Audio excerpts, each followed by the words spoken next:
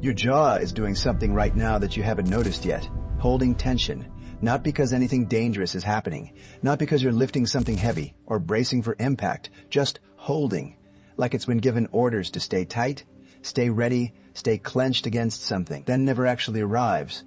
That's not you doing that. That's your mind running the show while you're busy thinking you're in charge. See, there's this thing happening that nobody wants to talk about because the second you start talking about it, the whole game falls apart. You're not actually driving this thing. Most of the time, most of the day, you're sitting in the passenger seat while your mind takes you on routes you didn't choose, stops at destinations you didn't pick, follows traffic patterns that were installed before you even learned to speak. Your mind is doing you. You're not doing your mind. And the really beautiful part, the cosmic joke that makes this whole thing so deliciously absurd, you don't even notice. You wake up in the morning and immediately your mind starts its routine, same thoughts, same worries, same mental loop playing. The hits from yesterday and the day before and 10 years ago. It's like living with a radio you can't turn off. And the station only plays 3 songs, and you've convinced yourself you chose this music. But here's where it gets interesting. Right now, something is reading these words to you while simultaneously commenting on them, judging them, agreeing or disagreeing, planning what to think next, checking if this is useful, wondering if you should keep listening, and also, listen to this, watching itself do all of that. That's 3 or 4 different processes running at once, and you're calling all of them, which one is you? The one listening, the one commenting, the one watching, the one commenting, or are you the space where all of that is happening? Stop for a second. Actually stop. Notice that your mind just tried to skip over that instruction and keep reading. It doesn't want to stop. It wants to keep moving, keep processing, keep doing its job. Because stopping means the mind loses its grit for a moment, and the mind's entire survival strategy depends on you believing it's essential every single second. There's this moment, and you've had it. You just didn't recognize it. Will you stop following the mind? Not because you decided to, not because you made some spiritual breakthrough or read the right book or meditated for 10 years. Just a spontaneous gap in the programming. You're washing dishes and suddenly there's no commentary. No voice saying, I hate washing dishes, or I should have bought a dishwasher, or why am I always the one who has to do this? Just hands in warm water, soap bubbles, the weight of a plate. And for that moment, you're not being narrated to. The mind stopped, and you didn't disappear. In fact, you were more there than usual. But then the mind kicks back in, because that's what minds do. That's their job. Nothing personal. And immediately it starts filing the experience. Oh, I just had a mindful moment. I should do that more often. Maybe I should start meditating. Or maybe I'm doing too much. I need to slow down. I need to be more present. And just like that, the mind turns the experience of not mind into more mind. It's like trying to photograph silence. The camera ruins what you came to capture. Now look, your mind right now is trying to figure out where this is going. It's scanning for the lesson, the technique, the thing it can grab onto and use. Because the mind is a magnificent tool for doing that, finding patterns, making connections, building maps of territory. But what happens when the territory is the moment before thinking starts? What map do you make of the space before maps? This is what nobody tells you at the meditation retreats and the therapy sessions and the self-help seminars. They give you new thoughts to think about. Thinking. New maps of the territory before maps. They replace one set of mental programs with slightly quieter mental programs and call it liberation. Don't think negative thoughts, think positive thoughts. Don't follow your ego, follow your higher self. Don't identify with thoughts. Identify as awareness. Same mechanism, different furniture. You're still following the mind. It's just following it toward ideas about not following it. The mind loves this game. It can play it forever. It can have you seeking the moment of no mind for decades, filling libraries with notes about emptiness, thinking deeply about the experience of not thinking, and all the while, the actual thing, the moment you stop following, keeps happening by itself when you're not looking for it. When you're petting a cat and you forget to be someone petting a cat. When you're looking at the sky and there's no you looking, just sky, and there's no you looking, just sky happen. When someone asks you a question and before your mind can construct an answer, something responds. Where does that response come from? Not from thinking. Thinking is too slow. The answer arrives before thought, and then thought takes credit for it, files it under things I said, adds it to the story of me. But you know that gap I'm talking about. That moment before thought takes credit. That's not mysterious. That's not spiritual. That's just what's actually happening underneath the narration. You've been doing it your whole life. The mind just convinced you it wasn't real unless the mind approved it, labeled it, filed it under the right category in the right mental drawer. So here's what actually happens in the moment. You stop following the mind. Nothing. And I mean that literally. No dramatic awakening. No cosmic revelation. No sudden understanding of the universe. Just whatever's happening without someone in your head explaining it to you. The problem is that the mind can't understand this because the mind is the thing that understands things. You're asking the narrator to describe the experience of no narration. You're asking the map to show you the territory before cartography. Can't be done, but it can be noticed. See, right now your mind is building resistance to this. It's getting uncomfortable. It wants something to grab onto, some technique, some practice, some way to make stopping following the mind into another thing the mind can do. Okay, so I just need to notice the gap between thoughts. I should practice being present without mental commentary. I need to identify less with my thoughts and more with awareness. Watch the mind turn everything into a project, even the project of not having projects. Here's a question that's going to bother you. If the mind is constantly narrating, constantly commenting, constantly trying to improve and fix and understand, who's noticing that? Not the mind. The mind can't watch itself and narrate itself at the same time. That's like trying to see your own eyes without a mirror. So there's something else here. Something that's been watching this whole show the whole time. Something that doesn't need the narration to know what's happening. And every time you stop following the mind, even for a split second, even by accident, that's what you are. Not the thoughts about it, not the understanding of it, not the spiritual concept of awareness that your mind immediately wraps around it. Just that.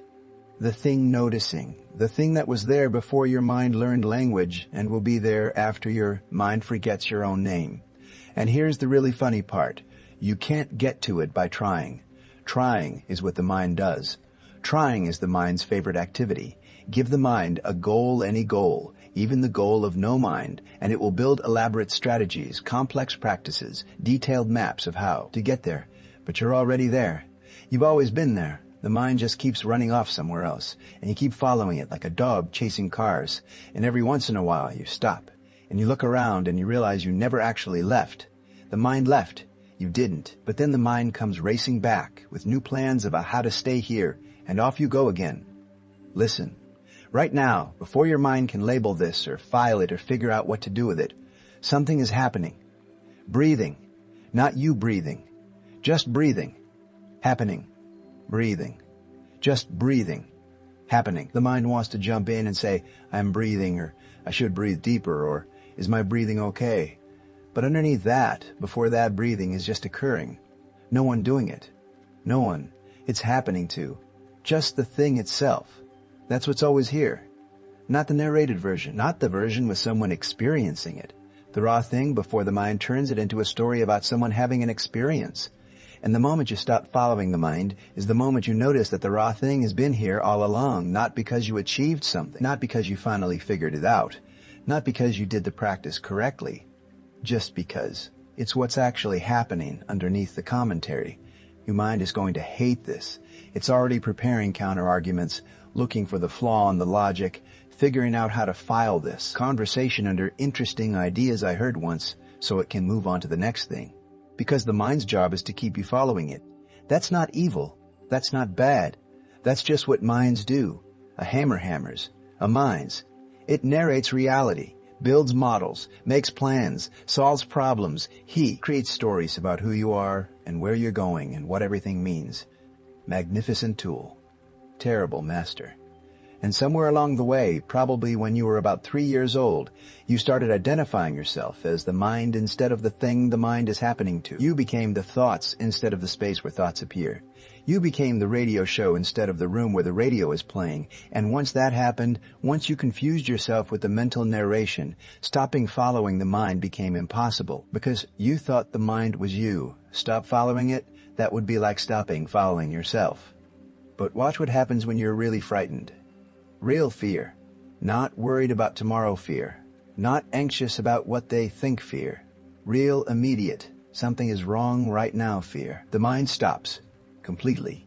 All the narration, all the commentary, all the stories about who you are and what this means gone. Just pure response, pure action, pure whatever needs to happen happening, and afterward the mind comes back online and takes credit. I handled that well, or I panicked, or I should have done this differently.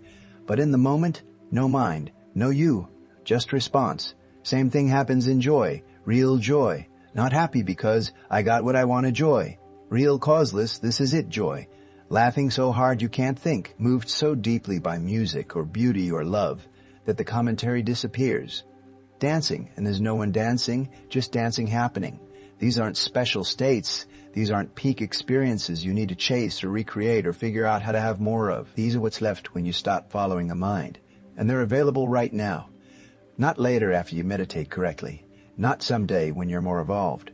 Right now. Because the mind is already stopping thousands of times a day.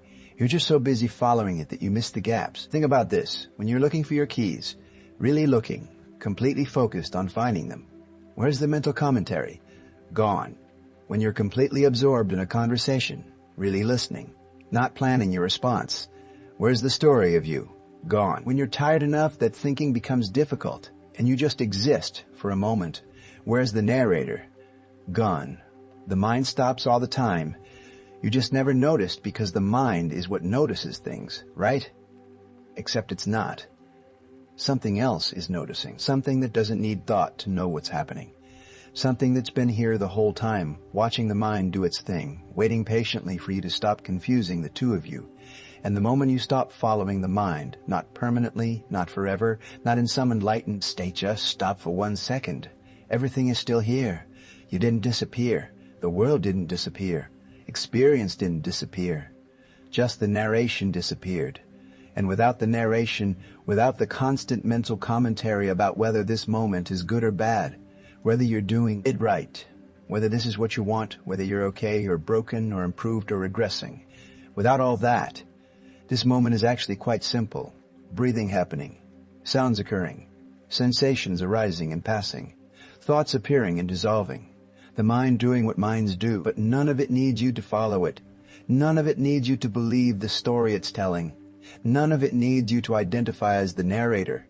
You can just notice. Not as a practice. Not as something you do. Just as what's already happening when you're not busy being the mind. And here's what the mind really doesn't want you to know. The moment you stop following it, you don't lose anything important. The mind has convinced you that without its constant narration, you wouldn't know who you are, where you're going, what to do, how to survive. But that's not true. Response happens faster without the mind trying to control it. Creativity flows better without the mind judging every idea. Connection deepens without the mind narrating what's happening. Life is actually more vivid, more immediate, more alive when you're not following the mind's second-hand description of it. The mind is showing you pictures of the ocean while you're standing in the ocean, and you're so busy looking at the pictures, comparing them to other pictures, judging whether these are good ocean pictures, wondering if you should take better ocean pictures tomorrow, that you're missing the fact that you're already wet. The moment you stop following the mind is the moment you notice you're already wet. Not because you achieved something, not because you finally understood, just because you stopped looking at pictures long enough to notice what's actually here, and what's actually here doesn't need improvement. Doesn't need understanding, doesn't need the mind's approval or explanation or categorization. It's just here, being itself, doing what it does, with or without you following the mind's story about it. So that's the thing nobody tells you. You're not trying to get somewhere. You're trying to notice. You never left. The mind left. Constantly. Every second. Off into the future, into the past, into plans and regrets and fantasies and fears. But you're still here. Right where you've always been, watching the mind do its thing. And the moment you stop following, not reject it, not fight it, not try to shut it up, to stop following for one breath, you realize this was never actually a problem that needed solving. The mind made it a problem because making problems is what minds do. But the thing the mind is happening to never had a problem, never needed fixing, never needed the mind's commentary to know what's happening. It's been here the whole time, breathing, aware, untouched by the mind's stories about it. And it's not waiting for you to figure this out. It's not waiting for you to meditate correctly or think the right thoughts or achieve some state. It's just here, now, noticing whether you follow the mind or not.